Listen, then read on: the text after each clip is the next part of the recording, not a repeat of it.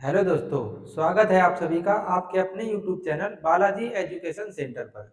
और आज हम स्टार्ट करने वाले हैं क्लास 10th के बच्चों के लिए एक इम्पॉर्टेंट टॉपिक का नाम है अरिथमेटिक प्रोग्रेशन, हिंदी में कहते हैं समांतर श्रेणी।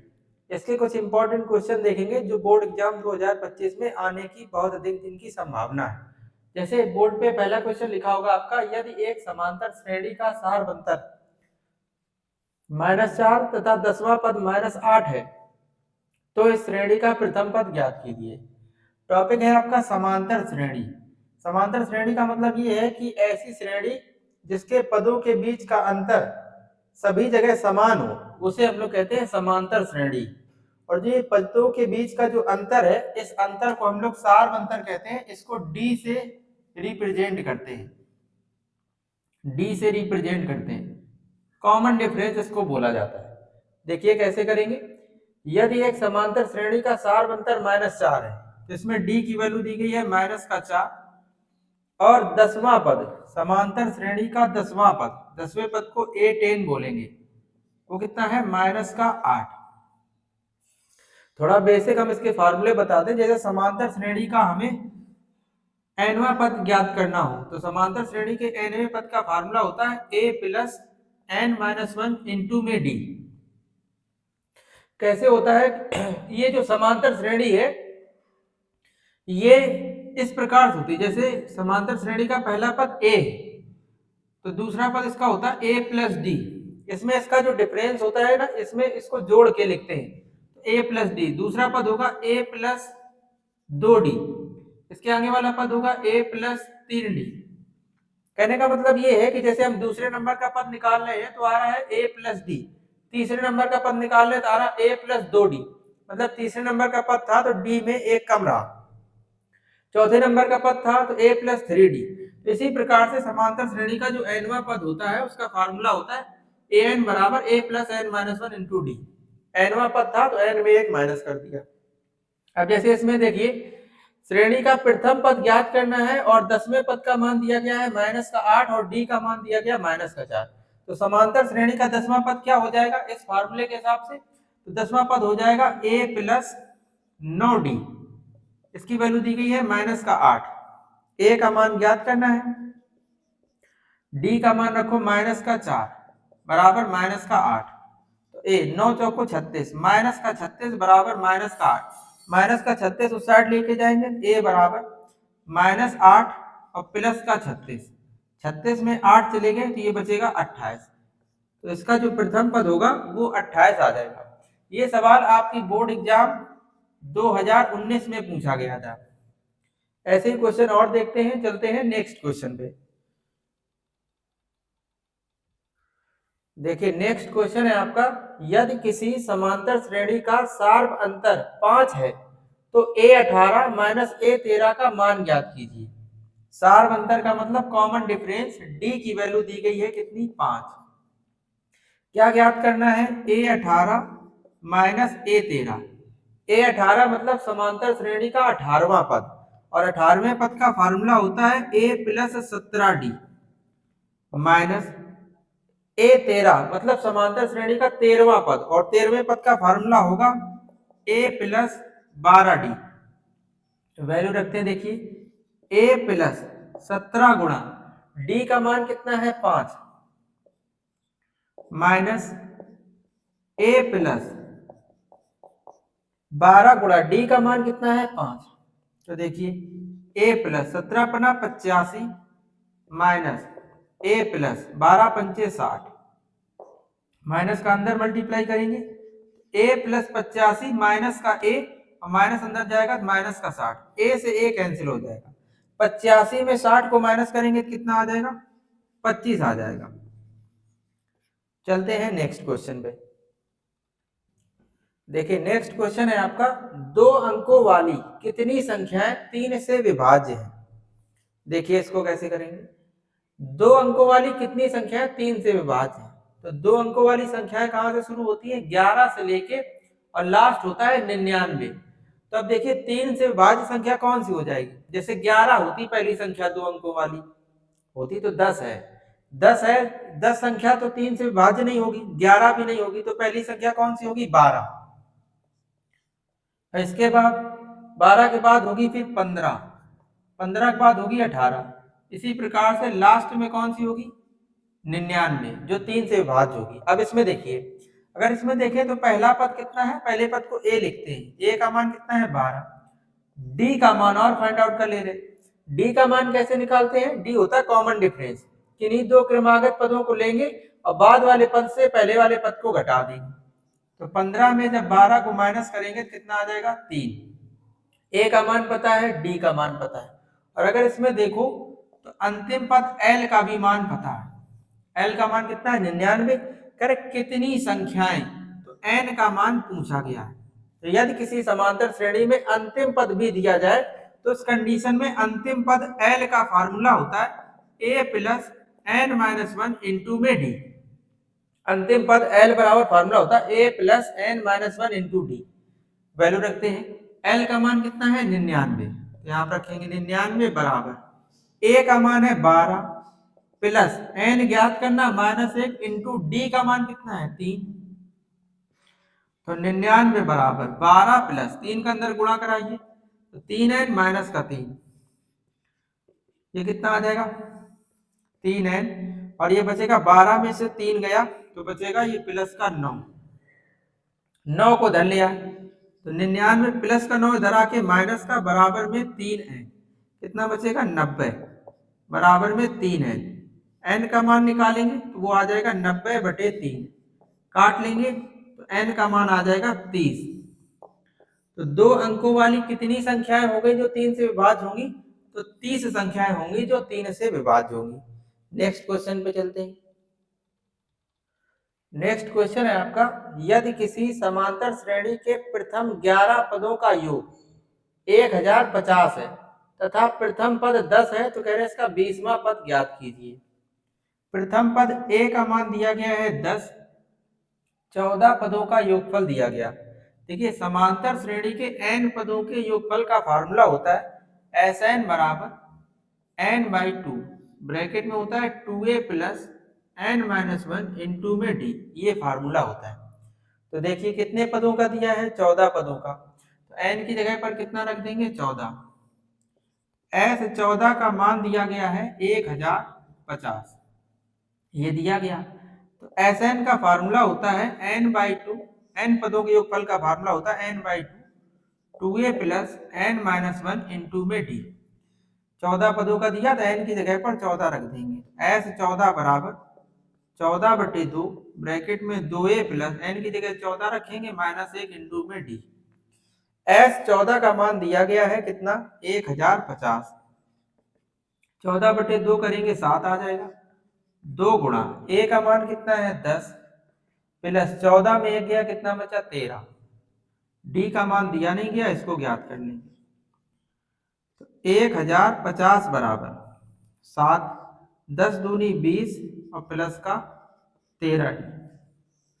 आगे देखते हैं, 1050 बराबर 7 का अंदर गुणा करे थे तो 7 दूनी 14, कितना आ जाएगा? 140 प्लस 13 सत्ते 91 डी। इसको इधर लेके आएंगे तो 1050 माइनस 140 बराबर 91 डी, कितना बच जाएगा? ये बचेगा 910 बराबर 91 डी। डी का मान निकालेंगे तो 91 910 के बटे में आ जाएगा, तो 910 बटे में 91, काटेंगे इसको तो 10 बार में कट जाएगा। डी का मान पता चल गया है, ए का भी मान पता है, कौन सा पद ज्ञात करना है? 20वां पद। तो समांतर श्रेणी के 20वें पद का फार्मूला होता है a प्लस 19d। तो a 20 बराबर a का मान कितना है? 10 प्लस 19 गुणा d का मान कितना है? 10, 10 प्लस 19 दशमलव 190, कितना आ जाएगा? 200 आ जाएगा। तो इस समांतर श्रेणी का 20वां पद जो है वो 200 हो जाएगा।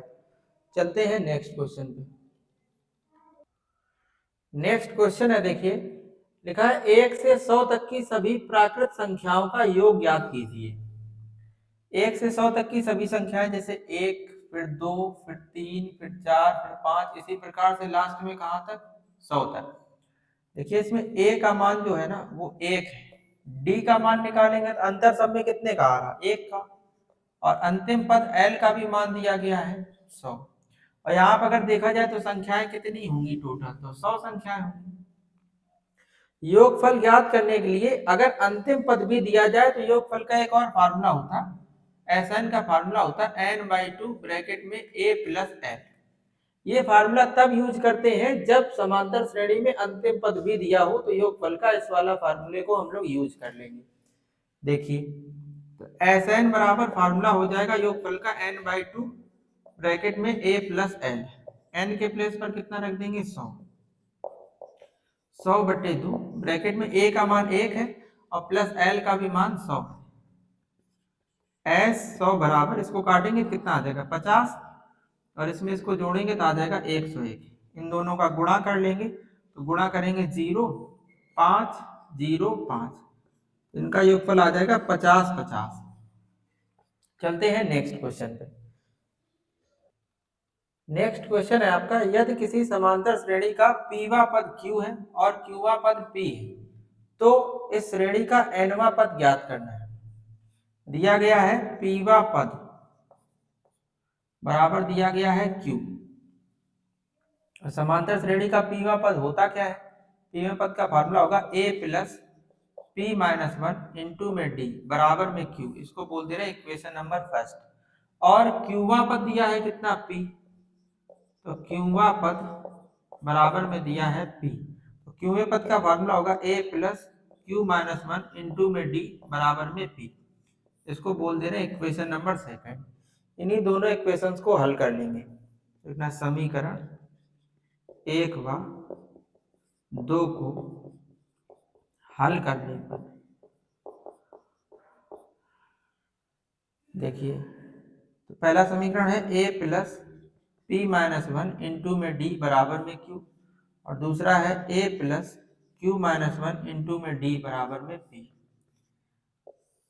a प्लस का दोनों समीकरणों को घटा देंगे, लिखना घटाने पर क्या होता है, यहाँ चिन्ह बदल जाते हैं। जैसे a प्लस का है तो ये माइनस का हो जाएगा, यहाँ पे ये प्लस का है तो ये माइनस का हो जाएगा, और ये भी प्लस का है तो ये माइनस का हो जाएगा।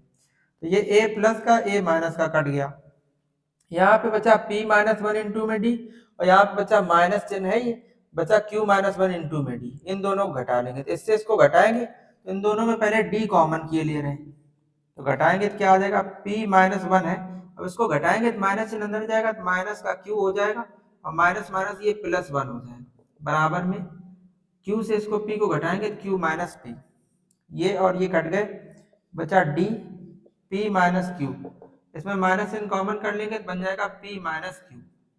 ये d के साथ जो p माइनस q है ये गुणा में है, पक्षांतर करके उधर ले जाएंगे तो ये भाग में पहुंच जाएगा, तो ये बन जाएगा d बराबर माइनस का p माइनस q अपॉन में p माइनस q, कैंसिल हो जाएगा, d की वैल्यू आ जाएगी -1।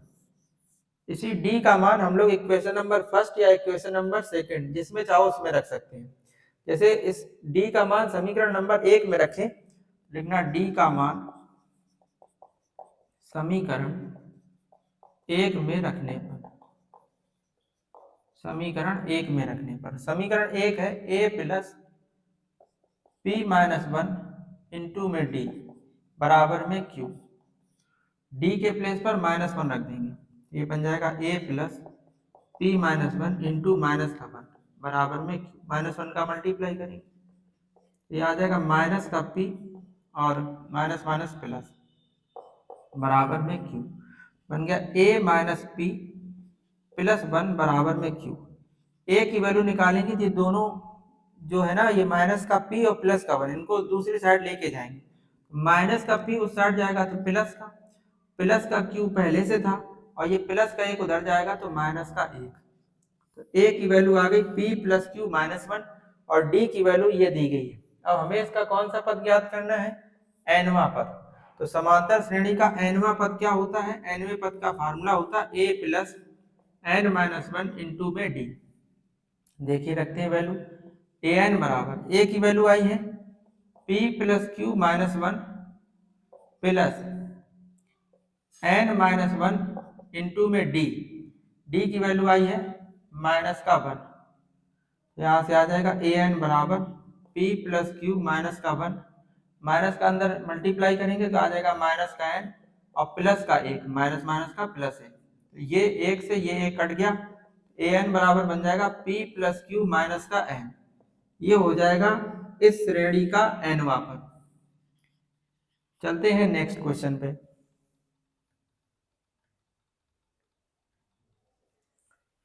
नेक्स्ट क्वेश्चन है आपका 0 और 100 के बीच विषम संख्याओं का योगफल ज्ञात करना है।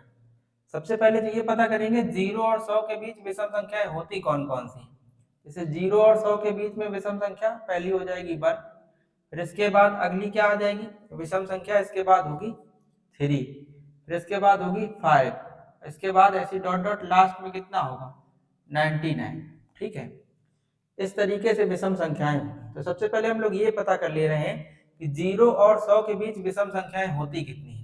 जैसे ये जो श्रेणी बनी है इसमें देखिए तो a का मान प्रथम पद 1 है और d सारवंतर निकालेंगे, कोई भी दो क्रमागत पद ले लेंगे, बाद वाले से पहले वाले घटाएंगे। जैसे 5 में से 3 घटाओ 2 आएगा, या 3 में से 1 घटाओ 2 आएगा, तो d का मान 2 आ गया सारवंतर।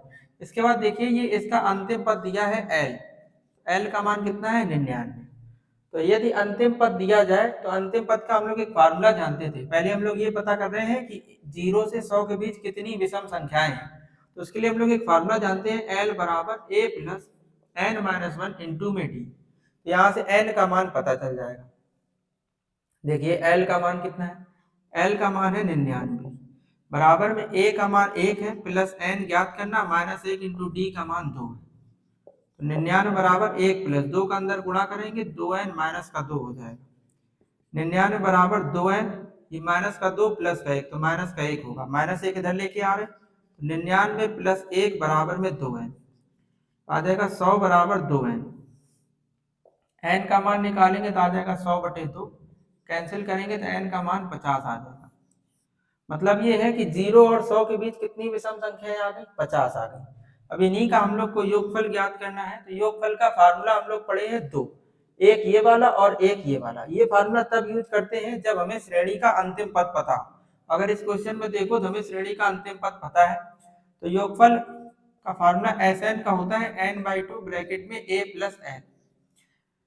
कितने पद है 50, तो n की जगह कितना रख देंगे 50, तो s 50 बराबर 50/2 ब्रैकेट में a प्लस n।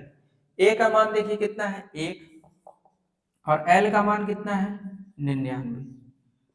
s 50 बराबर इसको काटेंगे तो आ जाएगा 25, तो 25 का मल्टीप्लाई होगा 99 एक जोड़ोगे तो 100 आ जाएगा। s 50 बराबर कितना आ जाएगा 2500। ये इस क्वेश्चन का आंसर हो जाएगा। इस वीडियो में इतना ही रखते हैं। इसके नेक्स्ट वीडियो में हम लोग और इसके इंपॉर्टेंट क्वेश्चनों को देखेंगे। तब तक आप इस वीडियो को ज़्यादा से ज़्यादा बच्चों तक शेयर करें, और वीडियो अगर आपको अच्छा लगा हो तो आप वीडियो को लाइक करें, चैनल को सब्सक्राइब करें और चैनल को आप शेयर करें, जिससे अन्य बच्चों तक भी ये वीडियो पहुंच पाए। नेक्स्ट वीडियो में हम लोग और भी इंपॉर्टेंट क्वेश्चनों को देखेंगे जो बोर्ड एग्जाम के लिए बहुत ज़्यादा बेनिफिशियल होंगे। Thanks for watching.